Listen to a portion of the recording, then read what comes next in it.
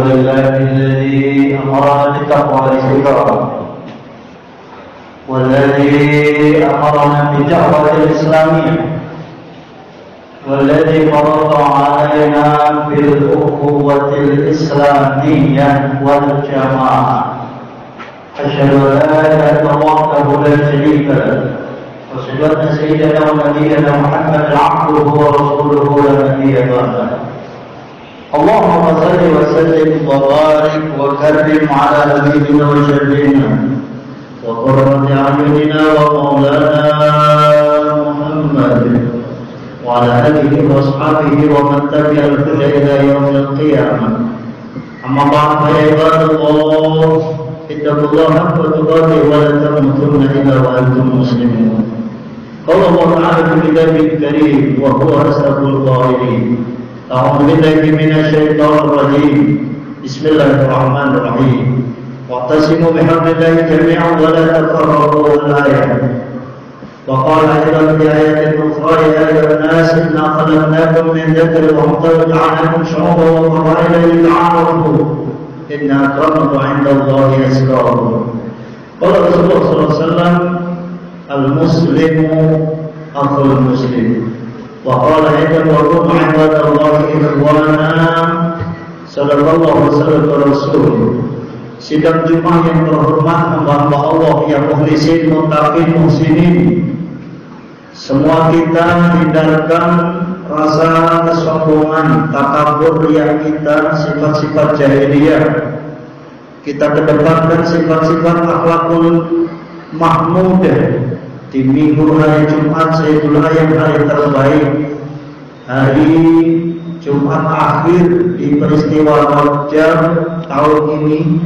Bersyukur Allah memberikan nikmat iman dan Islam, nikmat kesempatan untuk menjalankan ibadah. Semoga Allahumma barik lana fi Rajab wa Sya'ban wa balighna Ramadan. Doa itu dikabulkan Allah Subhanahu wa taala. Amin ya rabbal alamin. Sehingga umur yang panjang ini kita pergunakan setinggi-tingginya untuk meningkatkan kualitas iman dan takwa kita kepada Allah Subhanahu wa taala, sekaligus sebagai rukun khutbah masjid sedunia sama, yaitu meningkatkan kualitas iman dan takwa kita. Itu yang penting. Yang kedua, salawat dan salam kita sampaikan kepada Rasulullah sallallahu alaihi wasallam, karena beliau di musim Rajab semua masjid mengadakan hampir peringatan hari besar Isra Mi'raj Nabi Muhammad sallallahu alaihi wasallam. Peristiwa Isra Mi'raj diabadikan dalam Quran surat 17 Al-Isra ayat 1. Subhanalladzi asra bi 'abdihi lailan minal masjidil haram ila al-masjidil aqsa alladzi barakna hawlahu linuriyahu min ayatina innahu huwas sami'ul basir. Saudara, ada pesan yang sangat penting dalam memahami lafaz Isra Mi'raj, peristiwa yang sangat besar. Boleh jadi di kalangan kafir Quraisy pada saat itu, mereka tidak beriman kepada Allah Subhanahu wa taala, tidak percaya peristiwa Isra Mi'raj, hanya lailan minal Masjidil Haram. Sebagian malah kok Kanjeng Nabi bisa-bisanya ngaku dia Isra berjalan dari Masjidil Haram ke Jalsah, bahkan naik dari langit ke langit ke Sidratul Muntaha. Irrasional, kata kafir Quraisy pada saat itu. Sehingga Muhammad, apakah benar Anda melakukan itu? Apakah Anda mimpi di siang bolong? Kemudian kafir Quraisy itu menemui sahabat Nabi Muhammad SAW bernama Abu Bakar. Ya Abu Bakar, apakah kau sudah mendengar berita bahwa Muhammad semalam Isra Mi'raj? Perjalanan yang ditempuh 1250 sekian kilometer itu, apa mungkin? Kemudian Rasulullah dalam dialognya orang kafir Quraisy itu dengan Abu Bakar menjawab, kalau itu yang mengatakan Muhammad, saya akan benarkan.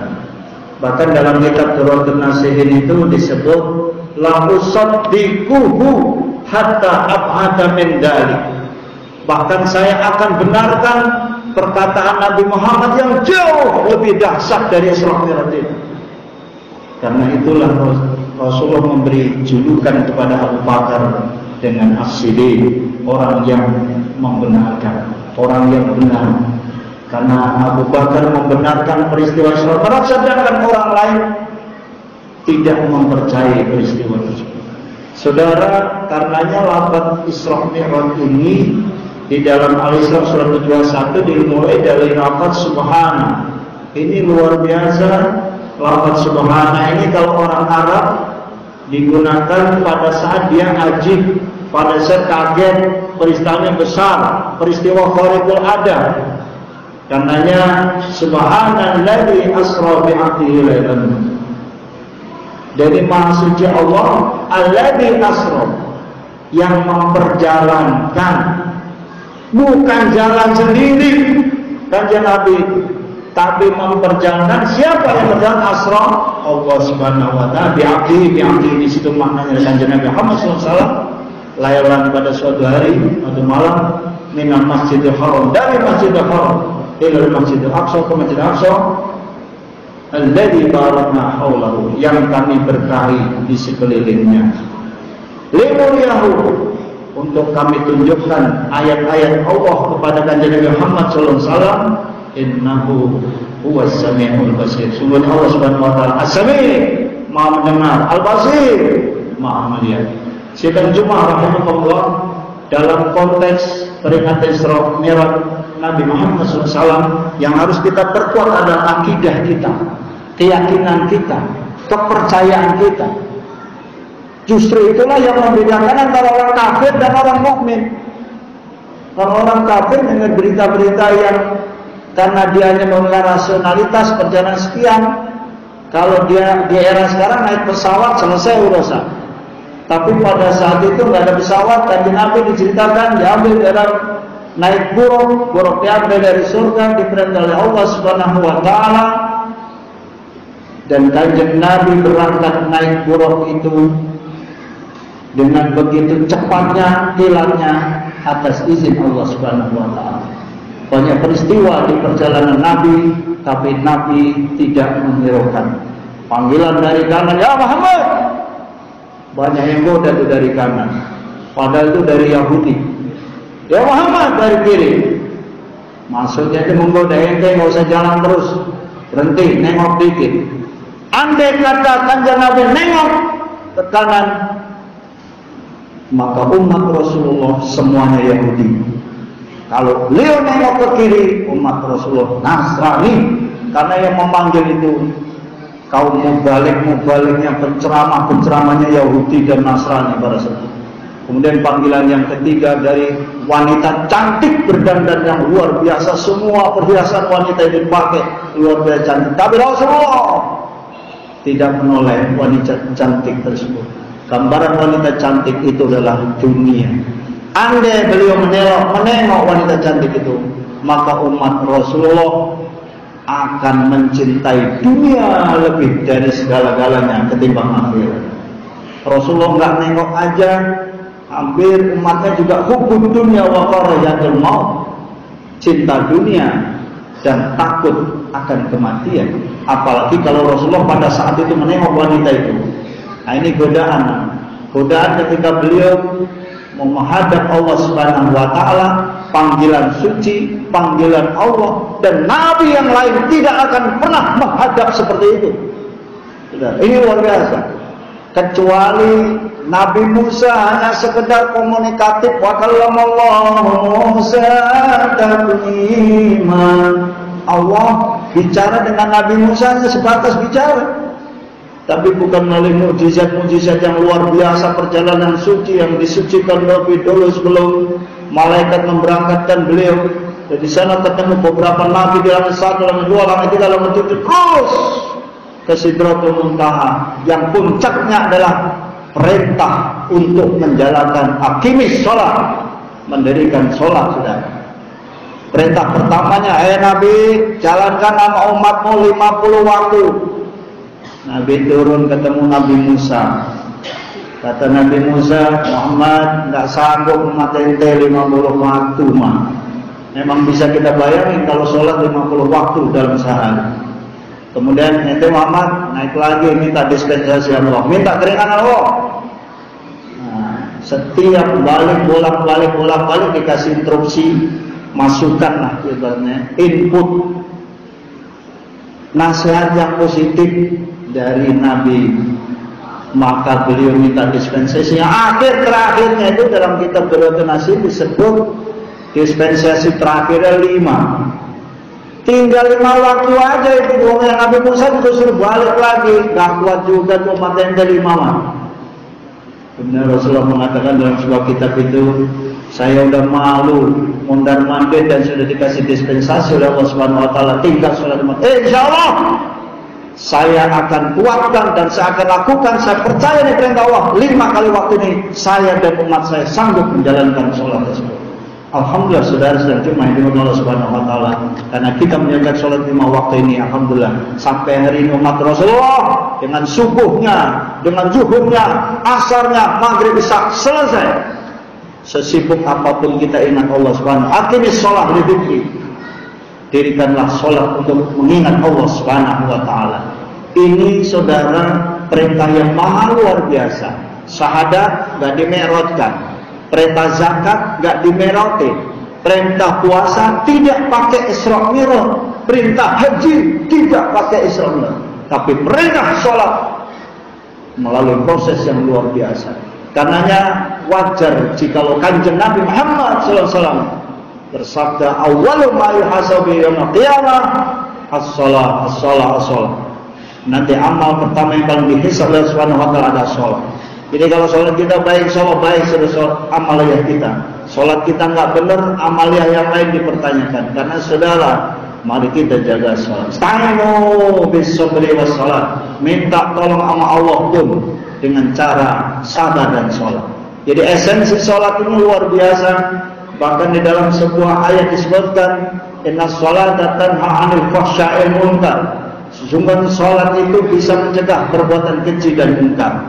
Kalau dilakukan dengan khosyi'in, orang-orang yang khusyuk, sholatnya syarat rukun dipenuhi, tumakninahnya dimasukkan, mukhlisinnya masuk.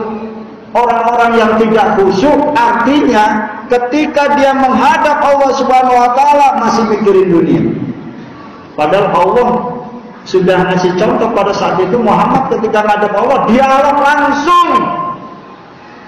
Aliran Ahlus Sunnah wal Jamaah meyakini bahwa Rasulullah itu ketemu langsung dengan Allah, komunikasi langsung, Muhammad melihat Allah. Dan Isra Mi'raj itu bukan rohnya Muhammad saja, tapi juga seluruh tubuhnya itu Mi'raj menghadap Allah Subhanahu. Dan tidak ada yang tak mungkin kalau Allah yang sudah mau sudah. Inna ma'amru idza arada shay'an ayyakun lahu kun fayakun.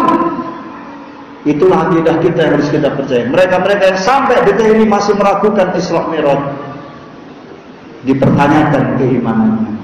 Sidang Jumat yang dimuliakan Allah Subhanahu Wa Taala. Karena dalam konteks kekinian ini, yang paling penting harus kita pertahankan adalah ibadah sholat kita, amaliyah-amaliyah kita. Bagaimana kita meneruskan dakwah Kanjeng Nabi Muhammad SAW. Karena beliau pada saat itu diperlihatkan juga, diperlihatkan surga, seperti apa surga, bagaimana yang neraka, bagaimana dari langit ke langit itu, bagaimana juga kehebatan Masjidil Aqsa yang saat ini umat Islam diinjak-injak di sana, dijajah di Masjidil Aqsa itu di Palestina. Dan saat ini umat Islam hampir setengah lupa bahwa sampai hari ini Palestina pun belum merdeka. Tapi kita tetap berdoa, minimal banget kita mendoakan umat Islam yang ada di sana. Dan adalah kota Nabi, kota yang suci, kota yang luar biasa bersejarah, wabil khusus untuk baginda Muhammad Sallallahu Alaihi Wasallam. Saudara, sidang Jumat dengan Allah Subhanahu Wa Taala. Jumat ini adalah Jumat terakhir sebelum pemilu Indonesia. Dalam konteks ini Rasulullah SAW. Kalau kita ingin menegakkan dakwah Rasul, kita imani Rasul. Kalau kita imani Rasul, ikuti Rasul. Salah satu akhlak Rasulullah adalah menebarkan kedamaian. Salah satu akhlak Rasulullah adalah arsalnaka ila rahmatan lil alamin, ingin bermanfaat untuk di lingkungannya. Salah satu akhlak Rasulullah ucapannya baik. Bahkan dengan kafir Quraisy pun Rasulullah tetap baik. Yahudi pun beliau bersahabat, berteman. Begitu banyak Yahudi Nasrani, asyhadu alla ilaha illallah Muhammadur Rasulullah. Itu karena akhlaknya kanjeng Nabi Muhammad SAW. Karena ya saudara, di pemilu yang sebentar lagi nanti akan dilaksanakan, jagalah kedamaian kita, sayangilah sesama. Persatuan dan kesatuan bangsa lebih mahal dari segala-galanya. Ukhuwah Islamiyah yang ditanamkan oleh Rasulullah SAW.